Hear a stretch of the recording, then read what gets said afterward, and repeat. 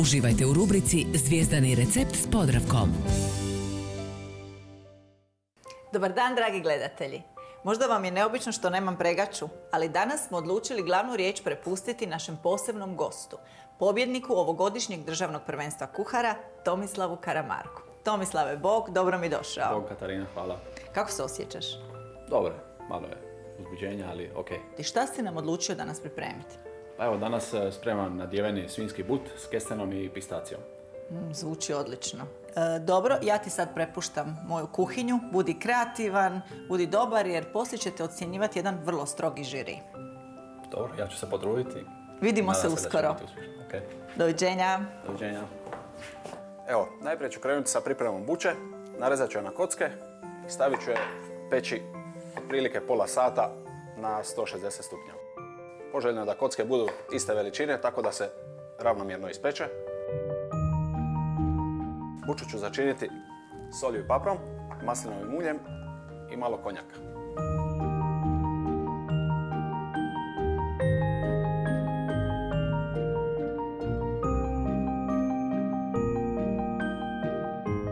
Konjak će pomoći da malo začini prožmu buču i normalno povući će okus konjaka. Buču prekrivam sa masnim papirom da se ne stvori korica tijekom pečenja.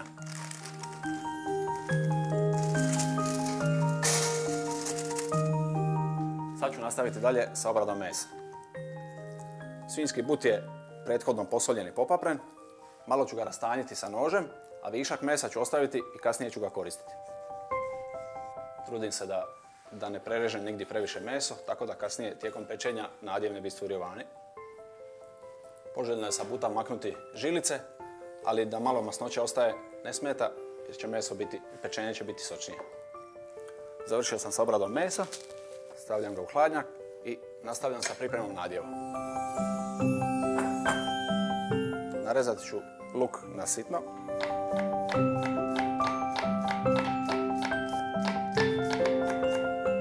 Tavi ćemo ugrijati malo maslinovog ulja.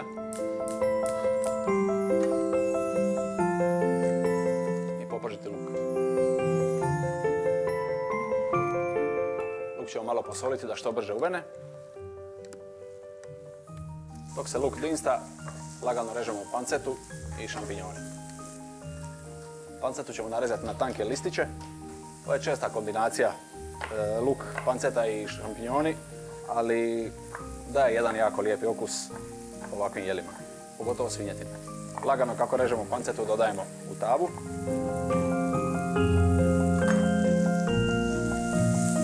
Dok se luk i panceta dinstaju, režemo gljive.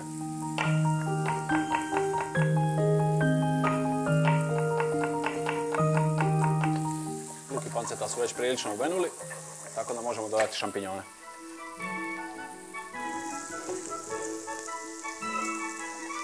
Nastavljam dalje sa obradom mesa za nadjev. Meso ću usitniti na manje kockice, tako da se lakše samelje. Malo masnoće ne smeta, čak je poželjno jer nadjev će biti izdašniji i ukusniji. Ovo je dovoljna količina mesa. Meso ćemo sada začiniti. Na žlica vegete. Sad ćemo ga samljeti u multipraktiku. Dodat ćemo malo svježeg začinskog bilja.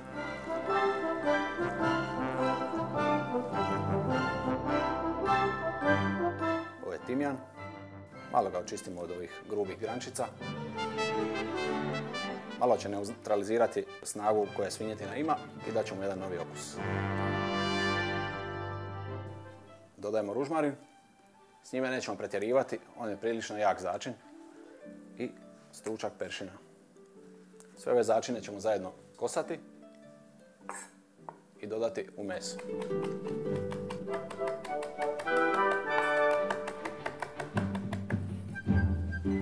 Dodajemo još maslac.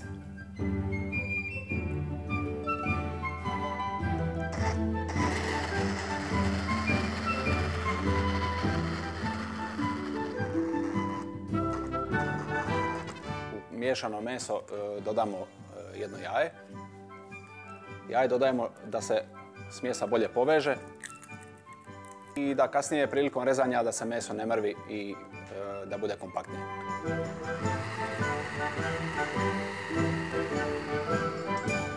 Sad ćemo meso razdijeliti. Jedan dio smjese ćemo izmiješati sa kestenom i pistacijom, a drugi ćemo ostaviti da izmiješamo sa bučom. Prilike 2/3 mesa ide za kesten i pistaciju, 1/3 za buču. Buča je gotova. Samo jednom pipnemo da vidimo da li je omekšalo, da se može samljeti. Buču ćemo ostaviti da se malo ohladi, tako da možemo bolje s njom raditi. Dotle ćemo u mesnu smjesu umiješati i pistacije i kesten. Dobro ćemo sve izmiješati.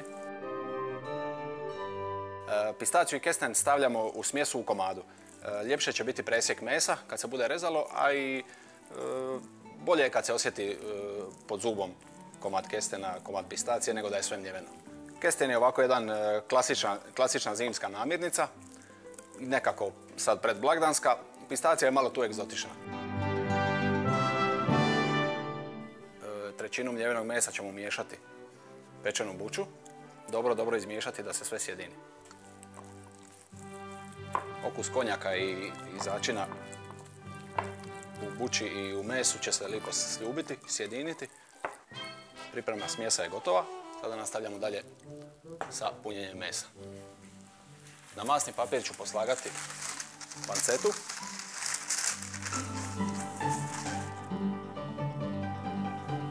Ovo jelo je prilično teško, ali je prikladno za ove zimske dane i hladno vrijeme.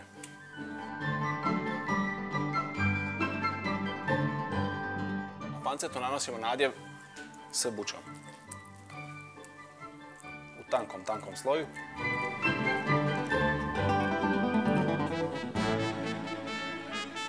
Sad jedan sloj oprženog luka, šampinjona i pancete. Stavljam rastanjeni svinjski but. Moramo ga pažljivo složiti, tako da nadjev kasnije ne bi curio i da prilikom rezanja se meso ne mrvi i ne raspada. Sad nanosimo nadjev od kestena i pistacije.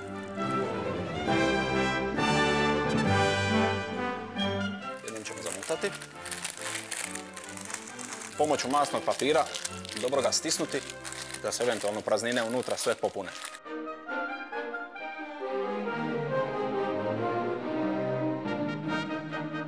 Meso je spremno za pećnicu, stavljamo peći na 170 stupnjeva otprilike 30 minuta.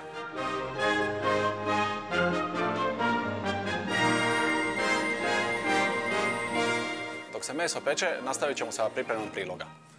Najprije ću raditi dinstani crveni kupus. Znači, kupus je prethodno mariniran nekoliko sati. Sol, papar, vinski ocat, med, sok od jedne naranče i zvijezdasti anis. Na tavi ćemo zagrijati maslac i dodati narezani ljubičasti luk.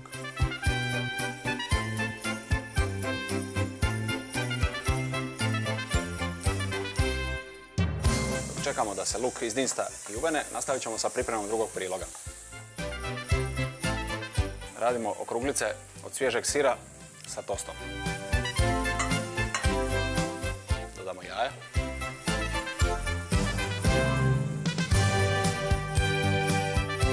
Maslac, omekšani, sol i papar. I naribamo muškatni račić.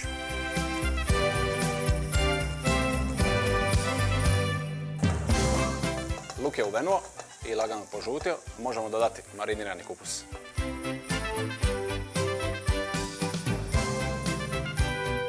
Probat ću da malo tekućine ostane, da kasnije mogu podlijevati s tom tekućinom dok se dinsta. Ostavit ćemo kupus da se dinsta, nastavljamo dalje sa okruglicama od sira. Kosamo peršin.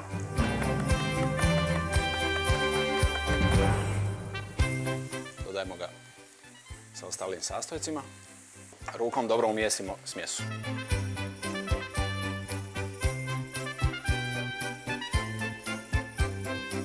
Kupus se dinsta, sva tekućina je isparila. Sad sam već počinje lagano pržiti, pa ćemo doliti ovu tekućinu iz marinade. I dodat ćemo još malo prošeka. pustimo kupus dalje da se dinsta, dotle ćemo raditi okruglice od sira. Sa rukom ćemo oblikovati okruglice i stavljat ćemo ih u vodu koja ne kuha, nego je na otprilike 90 stupnjeva, znači na rubu je vrenja. Kuglice ne smiju biti prevelike, da se ne bi raspale tokom kuhanja. Kuhaju se otprilike 10-ak minuta.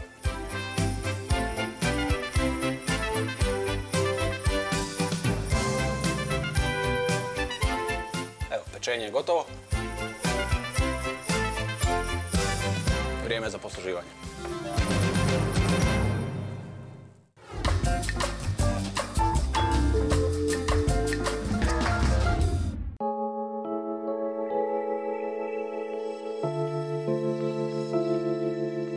Evo, dragi moji prijatelji, jelo je posluženo. Želim vam dobar tek i nadam se da nećete biti prekritični. Hvala. Hvala.